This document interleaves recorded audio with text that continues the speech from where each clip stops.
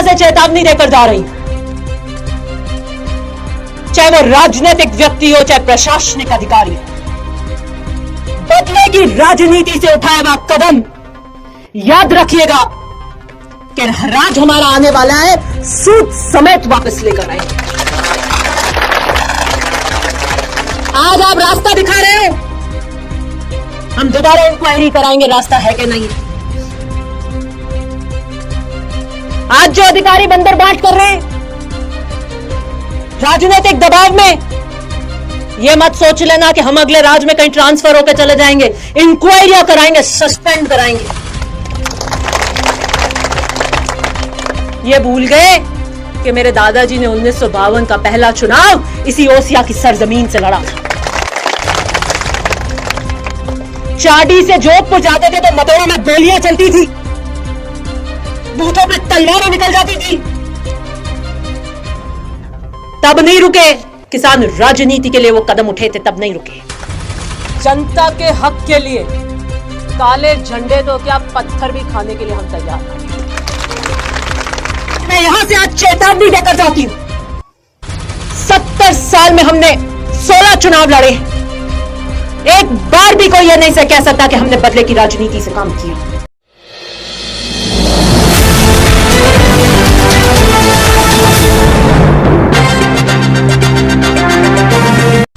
Welcome दोस्तों, who is beautiful women. Social media पर युवाओं में मशहूर इस जाट नेत्री की क्या है स्टोरी।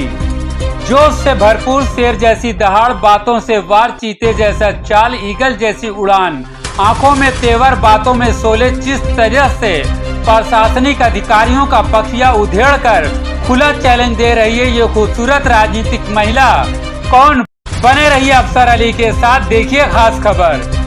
दिव्या मदेरणा राजस्थान की एक भारतीय राजनीतिक है। वह भारतीय राष्ट्रीय कांग्रेस की सदस्य है और 2018 के चुनाव में ओसिया निर्वाचन क्षेत्र से विधायक चुनी गई। दिव्या मदेरणा सियासत विरासत में मिली।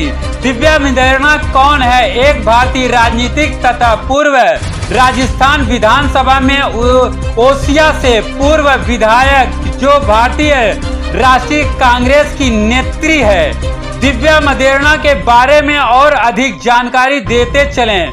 परशुराम मदेरणा पूर्व विधानसभा अध्यक्ष की पोत्री, स्वर्गीय महिपाल मदेरणा पूर्व मंत्री, राजस्थान सरकार की बेटी। उसकी माता सिलीला मदेरणा वर्तमान जोधपुर जिला प्रमुख है। यह देखिए दिव्या किस अंदाज में लोगों से संबोधित करते हुए खुला चैलेंज देख रही है। देखिए पूरी खबर। एक चुना हुआ सरपंच गांव के घरोंदों और फसलों पर जब बुलडोजर चलाता हो तो वो सरपंच नहीं, वो विधायक की शय से चलता है। बीडीओ का, पुलिस प्रशासन का और तहसीलदार का यहां आकर खड़ा होना इस बात का प्रतीक है कि वो विधायक के इशारे पर हो रहा है। बीडीओ कैसे आया, पुलिस प्रशासन कैसे आया, तहसीलदार कैसे मौके पे खड़ा हुआ, सरपंच के कहने से नहीं आता। तो राज तो आपने ही खाई है, पता है कि करा ले। मैं आज आपको यह संदेश देने आई। 2 साल इस राज के पूरे हो चुके हैं। आखिरी के साल में कुछ नहीं होगा तो बचे बीच के 2 साल। 2 साल कालजा कर लो, हेटा। एक की जरूरत पड़ती है, ग्रुप बनाओ मेघवाल समाज का, कांग्रेस का। एक के कहीं जरूरत पड़ती है तो सब जाके धरना देके बैठ जाओ। आज आपका घर आपकी मेड़ चलिए, कल किसी और का घर किसी और की मेड़ चलेगी। एक पे अत्याचार हुआ है तो दूसरे पे होगा, और संगठित करके अगर ये शक्ति ओसिया में दबोगे तो कोई आंख उठाकर नहीं देखेगा। और मैं यहां से आज चेतावनी देकर जाती हूं, 70 साल में हमने 16 चुनाव लड़े, एक बार भी कोई यह नहीं कह सकता कि हमने बदले की राजनीति से काम किया। एक टीचर मैंने बीजेपी के राज का बाहर नहीं फेंका। बाहर से भले बीजेपी की विचारधारा के थे, आप सिफारिश लेकर आए तो उनको घर लाने का काम मैंने किया। और ऐसे नहीं हुआ कि दिव्या जी को पता नहीं लगा, डपोल बना के ले गए। एक एक रीत है ले ना नहीं अर्जी हमारे का एक एक कुंडली आजा बचा यूं जीपीएस खास मैं पाछो फोन कर लू पूछू बाबा लाया और ट्रांसफर लाया एक दी है कि हाँ सर हमारे रिश्तेदार है मैं बोटा में तो आप रहा था कि हाँ मैंने कहा हाँ ई ढानी गियो यूं गियो आप हाथ नहीं हो कि हाँ हो लेकिन करनी है साहब मैं इनको कर दूं ले ये बताने के लिए कि मुझे पता है एक एक व्यक्ति का पता है जिसकी ट्रांसफर हो रही है और अंदर आ रहा है उदयपुर से कहीं से बाड़मेर जैसलमेर से वो ये नहीं सोचे कि डपोल बना के एमएलए से लेकर आए कौन से अधिकारी लाने के बाद रहे नहीं रहे ये भी मुझे पता है ये नहीं है मुझे नहीं पता है इतनी मोटी लिस्टें बनी हुई है सबको बाहर फेंकने हैं सरकार 2 साल चलेगी राज नहीं खोल रही वो बैन नहीं खोल रही करे क्या आज भी ओसिया के अंदर जब मैं फोन करती हूं तो काम करा कर रहती हूं और उसका कारण है कि जो जनता में लोकप्रिय होगा जो सही के लिए फोन करेगा वो अधिकारी किसी भी राज का होगा करना पड़ेगा कभी हमने चाहे अधिकारी हो चाहे कार्यकर्ता हो किसी भी जाति से हो कभी किसी को दुख पहुंचाने का काम नहीं किया लेकिन आज आपके यहां से चेतावनी देकर जा रही हूं चाहे वो राजनीतिक व्यक्ति हो चाहे प्रशासनिक अधिकारी हो बदले की राजनीति से उठाया हुआ कदम याद रखिएगा कि राज हमारा आने वाला है सूद समेत वापस लेकर आएंगे आज आप रास्ता दिखा रहे हो हम दोबारा इंक्वायरी कराएंगे रास्ता है कि नहीं है आज जो अधिकारी बंदर बांट कर रहे हैं राजनीतिक दबाव में यह मत सोच लेना कि हम अगले राज्य में कहीं ट्रांसफर होकर चले जाएंगे इंक्वायरियां कराएंगे सस्पेंड कराएंगे आटे में नमक जितना तो चला लो पूरा आटा ही नमक कर दोगे तो बिल्कुल नहीं चलेगा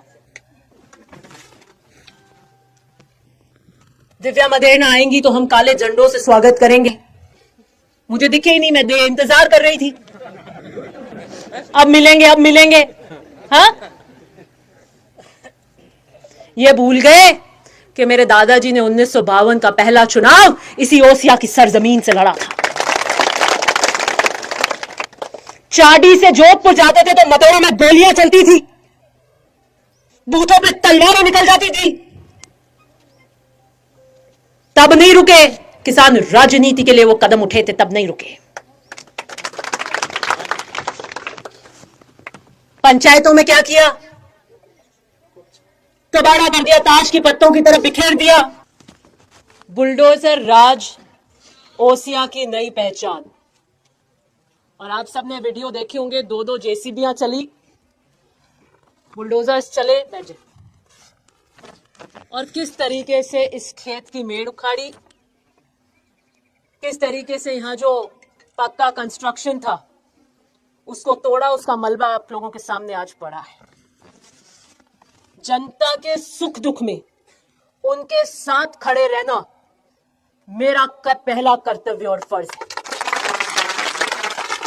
और जनता के हक के लिए काले झंडे तो क्या पत्थर भी खाने के लिए हम तैयार खड़े हैं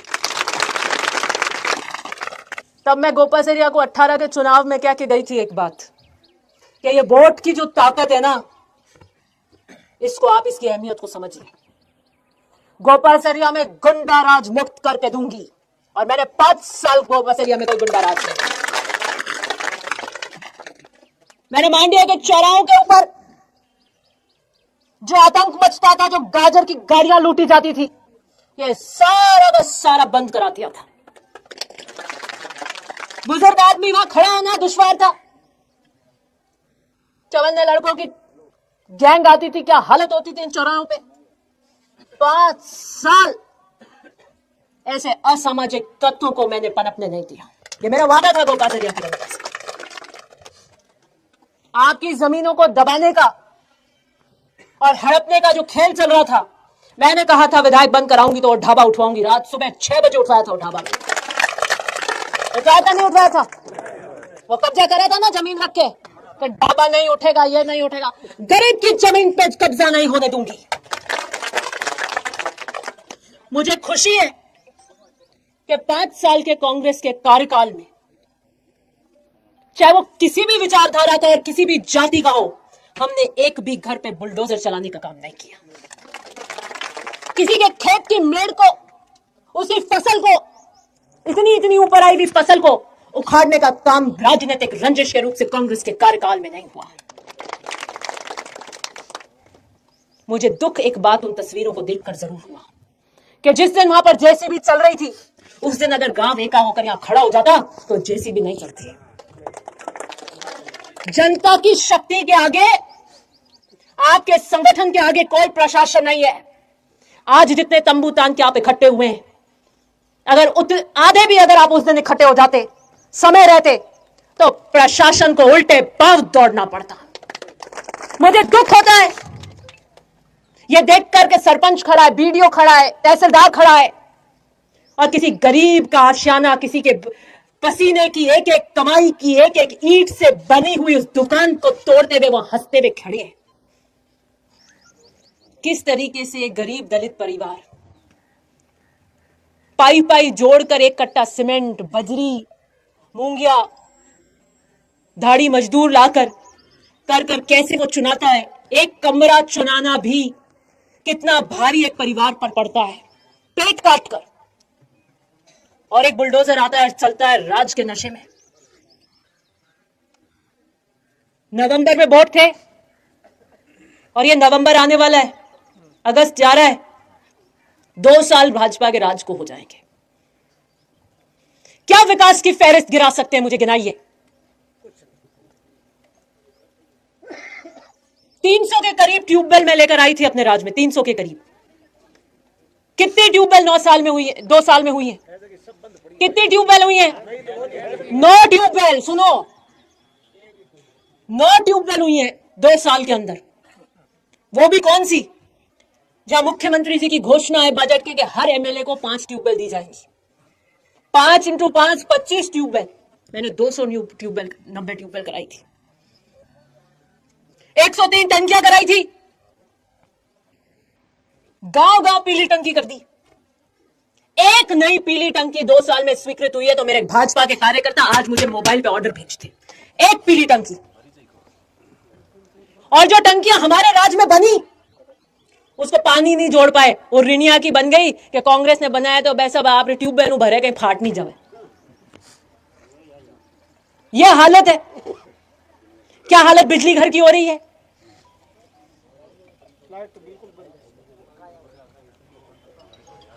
किस तरीके से बिजली घर का तंत्र चलता है, एक एक कार्यकर्ता को पता है। मुझसे वो मांड के खुलवाओ मत। चाहे केबल चाहिए, चाहे कोई दूसरा पोल गिर गया हो, कोई बिजली घर का आपका काम पड़ जाए, तहसील का आपका काम पड़ जाए, बंदर बांट बची हुई है। मैं ही फोटो देखी सोशल मीडिया मत है, कितना ट्रांसफॉर्मर बेलाकन बाटिया 100 किया, कितना कर मंठान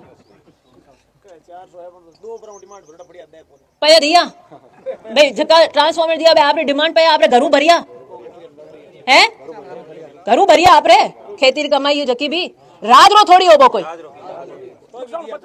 एक मिनट, वो 100 भेड़े करने के लिए एक नंबर पे जिसका ट्रांसफॉर्मर का नंबर आया हुआ है उसको 2 महीने 20 दिन, किसी को 35 दिन इकट्ठा करवा के उसकी फसल जल गई वहां पर। और क्या भाषण है क्या दिए हैं क्या दिव्या मदेरणा ने आज तक 100 ट्रांसफर? अगले राज में भी आगे ट्रांसफॉर्मर नहीं बांटूंगी, ये मेरा काम नहीं है। ट्रांसफॉर्मर बांटना मेरा काम नहीं है, नहीं बांटूंगी अगले राज में भी। और मैं बिजली विभाग को मेरे निर्देश थे कि जब खेती की सीजन आवे, ट्रांसफॉर्मर जले तो पहले अपनी व्यवस्था स्टोर रूम में भेज के रखो, उतना अपने यहां पर स्टॉक रखो और तुरंत जला हुआ ट्रांसफॉर्मर हो जो ट्रांसफॉर्मर में वो दिया जाए। खेती के ऊपर कोई नुकसान किसान वर्ग को नहीं होना चाहिए, वो चाहे बीजेपी का और चाहे कांग्रेस का। इस वीडियो को लाइक करें, सभी के साथ शेयर करें। नए आने वाले व्यूअर जन 24 न्यूज टाइम चैनल एवं न्यूज एजेंसी को सब्सक्राइब कर लें। बेल आइकॉन को जरूर क्लिक करें ताकि ऐसे ही सच्चाई पर आधारित खबरों का नोटिफिकेशन सबसे पहले आपको मिले। सच की आवाज सच के साथ फिर मिलेंगे अगली खबर के साथ। जय हिंद, जय भारत।